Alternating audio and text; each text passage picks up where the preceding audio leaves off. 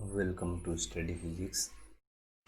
आज के लेक्चर में हम लोग चैप्टर 2 के सॉल्यूशन को कंटिन्यू करेंगे और आज का हमारा फर्स्ट क्वेश्चन होगा question number 11th।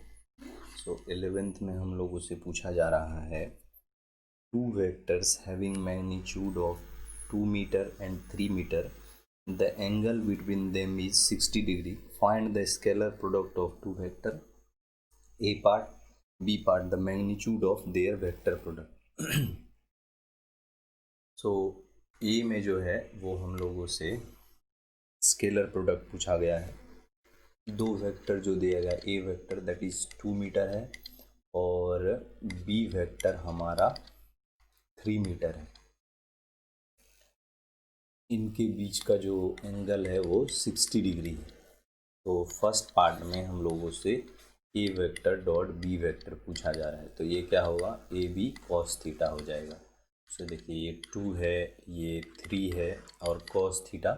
So cos हम लोगों को कितना लेना पड़ेगा, 60 डिग्री। तो कॉस 60 डिग्री 1/2, दैट मीन्स 2 और 2 कैंसिल होगा। तो ए बी का जो डॉट प्रोडक्ट आएगा वो हमारा हो जाएगा 3। और इधर क्या है, देखिए ए वेक्टर और बी वेक्टर इनका dot product so metre metre, तो ये हो जाएगा हमारा मीटर स्क्वायर।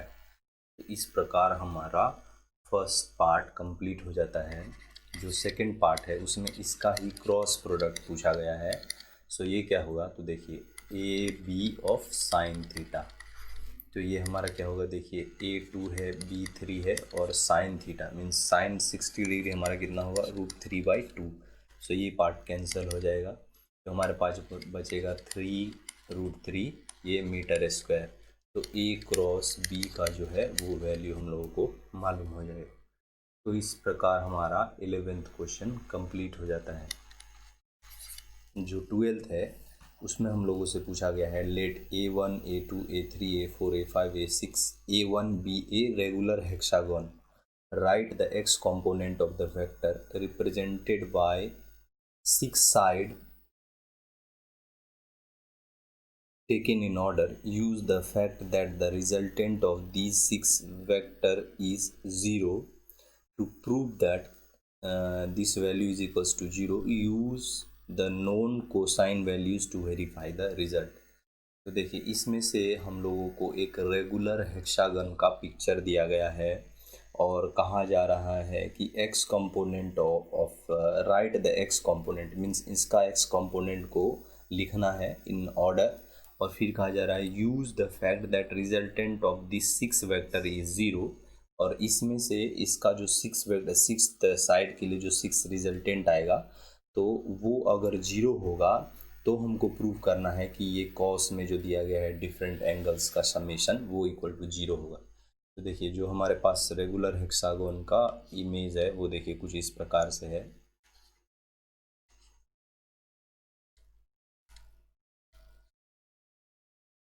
तो इस प्रकार हम लोगों को ये A1 है, ये A2 है, ये A3 है, ये A4 है, ये हमारा A5 है और ये A6 है।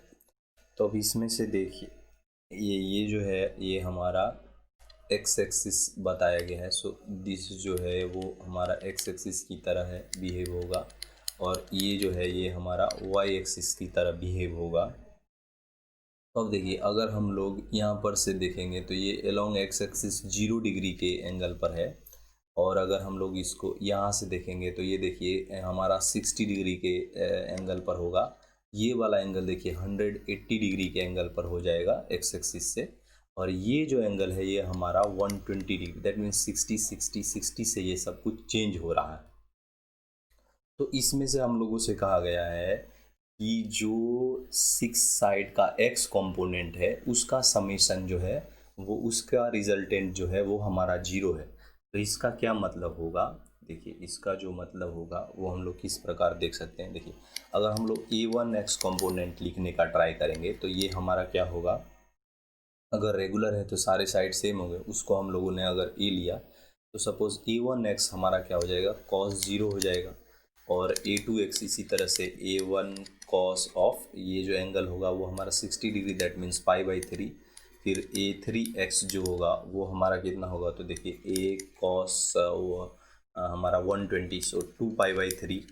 तो इस प्रकार जो हमारा A4x होगा ये हमारा क्या हो जाएगा, तो A cos पाई को देखिए हमारा अभी फॉर्मेट चल रहा है, जैसे इसमें 0 × है, इसमें 1 × है, इसमें 2 × है। तो अगर इसको हम लोग 3π/3 लिख देंगे तो ये पाई ही होगा और हमारा एक ही फॉर्मेट चलता रहेगा। तो इस प्रकार ये हमारा A4 हो जाएगा। जो A5 का x कॉम्पोनेंट होगा वो क्या होगा, तो देखिए ये 180 डिग्री हो गया और उसमें 60, सो 240।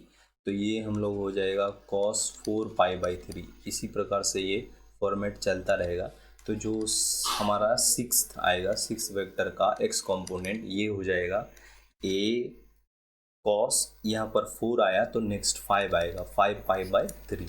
तो इस प्रकार हम लोगों से कहा गया है कि इन सब का जो रिजल्टेंट है अगर वो 0 हो तो दैट मीन्स उसको हम लोग लिख सकते हैं a cos 0 plus a cos π/3 plus a cos 2π/3 plus a cos 3π/3 plus a cos 4π/3 plus a cos 5π/3।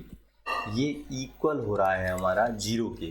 तो देखिए अगर ये इक्वल हो जाएगा 0 के तो इसमें से अगर हम लोग a को कॉमन लेंगे तो देखिए ये वैल्यू क्या आएगा, cos 0 plus cos π/3 plus cos 2π/3 plus cos 3π/3 plus cos 4π/3 plus cos 5π/3। ये टर्म का समेशन इक्वल 0 हो जाएगा।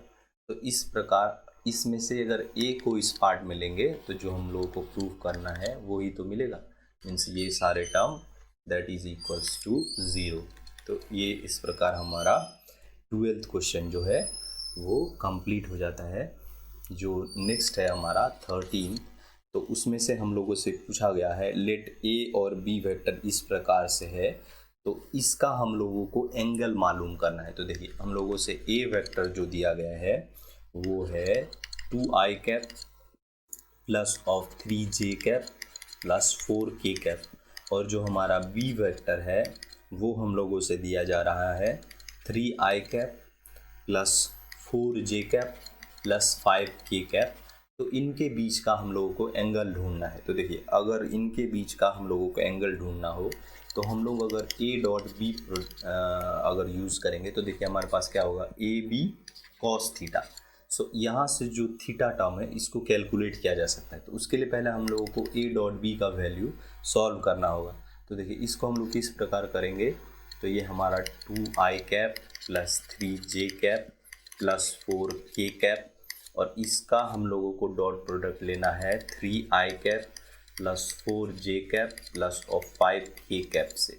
तो ये जो वैल्यू आएगा 3 2 6, ये हो जाएगा 3 और 4 12, और ये हो जाएगा 5 और 4 20। सो ये हमारा हो जाएगा 18 और 20 मीन्स ये वैल्यू आएगा हमारा 38।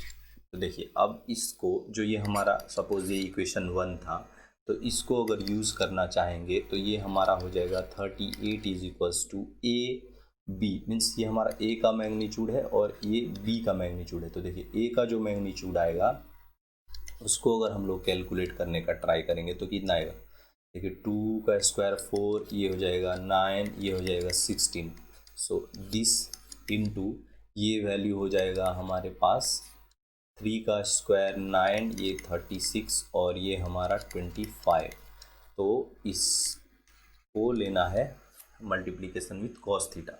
अब देखिए अब अगर हम लोग इस वैल्यू को लिखने का ट्राई करेंगे तो ये हमारा हो जाएगा cos थीटा का वैल्यू 38 बाय, इस चीज़ को अगर हम लोग लिखेंगे तो ये देखिए हमारा हो जाएगा 25 plus 4, so 29, this is under root 29।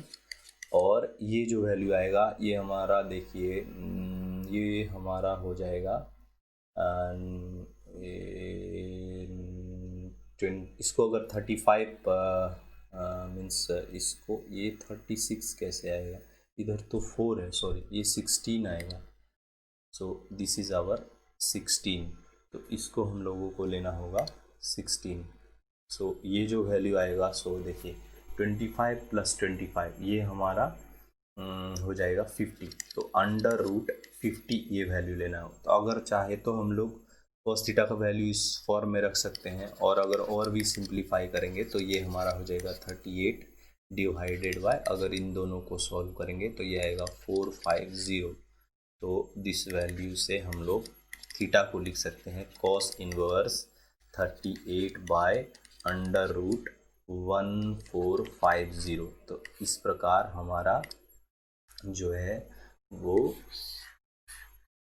कौन सा क्वेश्चन था, ये 13। सो 13 कंप्लीट हो जाता है। जो नेक्स्ट है हमारा दैट इज 14th, इसमें हम लोगों से कहा जा रहा है प्रूव दैट ए का डॉट प्रोडक्ट लेना है ए क्रॉस ऑफ बी के साथ, ये इक्वल टू 0 होगा। तो देखिए, तो इसको हम लोग कैसे देख सकते हैं कि इफ सपोज ये जो हमारा ए क्रॉस बी है, तो ए क्रॉस बी का रिजल्टेंट अगर हमारा सपोज इसको हम लोग लिखना चाहें A cross B is equals to, तो ये क्या मैग्नीट्यूड आएगा, तो देखिए ए बी साइन थीटा आएगा। तो इस टर्म को सपोज हमने डी रख लिया, सो ए क्रॉस बी जो वेक्टर आ रहा है ये हमारा, सपोज ये इसको हमने डी रखा, तो ये जो डी वेक्टर होगा, so suppose this is D vector, so D vector is क्या होगा, perpendicular to A vector and B vector both, ये बोथ दोनों का ही परपेंडिकुलर होगा, क्योंकि ये क्रॉस प्रोडक्ट के ए और बी के ही तो क्रॉस प्रोडक्ट से आया है, तो ये ए का भी परपेंडिकुलर होगा और बी का भी परपेंडिकुलर होगा। तो अगर ये ए और बी का भी परपेंडिकुलर है, तो उस इंस्टेंट अगर हम लोग ए डॉट बी करेंगे, तो देखिए इन दोनों के बीच का एंगल तो 90 डिग्री है, तो ये क्या होगा A D cos theta, so cos here is cos 90, तो ये हमको क्या मिल जाएगा 0। तो इसका मतलब हम लोग कह सकते हैं क्या, ए डॉट डी की जगह क्या लिख सकते हैं ए क्रॉस बी, तो वो इक्वल टू हमारा क्या हो रहा है 0 के। तो इस प्रकार हम लोग कह सकते हैं क्या कि A dot A cross B जो आएगा वो हमारा क्या हो जाएगा, तो 0 हो जाएगा। तो इस प्रकार हमारा 14th क्वेश्चन कंप्लीट हो जाता है। जो नेक्स्ट है वो है हमारा 15th। सो 15th में हम लोगों से पूछा गया है ए वेक्टर जो है वो है 2i cap plus 3j cap plus 4k cap, और बी वेक्टर जो है वो है हमारा 4i cap plus 3j cap plus 2k cap. तो हमसे पूछा जा रहा है ए क्रॉस बी का क्या वैल्यू होगा। सो ए क्रॉस बी को हम लोग मैट्रिक्स के फॉर्म में सॉल्व करते हैं, तो हम लोग इस प्रकार लिख सकते हैं। तो पहले अगर हम लोग ए वेक्टर को लिखेंगे तो 2 3 और ये हमारा 4 हो जाएगा, ये 4 ये 3 और ये 2 हो जाएगा।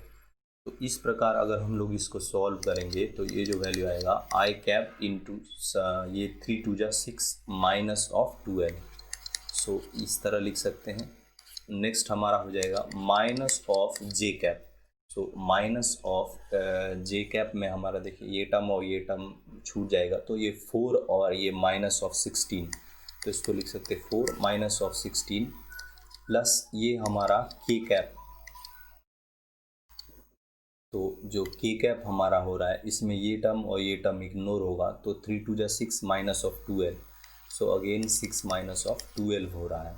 तो देखिए आई कैप जो आ रहा है वो माइनस ऑफ 6 आई कैप होगा, और इधर में ये माइनस ऑफ 12 और ये minus, so this value plus 12 J cap, और इधर अगेन हमारे पास माइनस ऑफ 6 के कैप का वैल्यू आ रहा है। तो इस प्रकार हम लोगों को जो ए क्रॉस बी है उसका वैल्यू आ रहा है minus of 6 I cap plus of 12 J cap minus of 6 के कैप। तो इस तरह हमारा जो है वो 15th क्वेश्चन कंप्लीट हो जाता है। सो आज के लिए हम लोग यहाँ पर ही रोकते हैं। So thank you. Please share, subscribe, support.